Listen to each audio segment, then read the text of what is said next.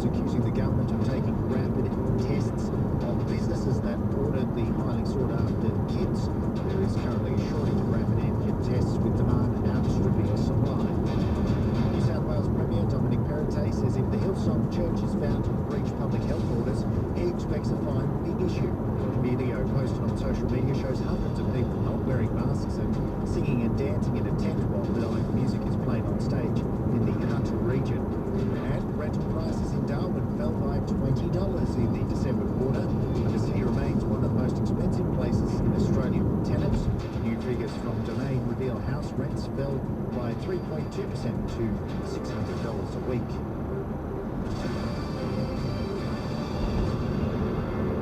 Prince Andrew's rolls have been returned to the Queen with immediate effect and will be redistributed to other members of the royal family.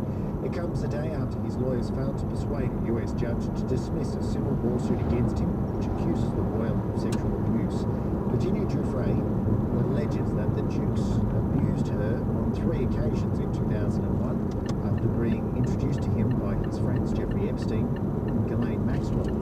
Julian Reardon is the editor-at-large at the Australian Women's Weekly and the ABC's royal commentator. Look, it's not entirely unexpected. In many ways, you have to ask why it's taken this long. But I think that everyone within the palace has been sitting back and watching this case very closely, of course. And they were just holding out to see if perhaps the case got thrown out. It didn't, and then they had to move quickly. The Queen has moved very quickly here, a very pragmatic move. Is this a decision on principle, or is this about self-protection for the palace? I think there's a bit of both.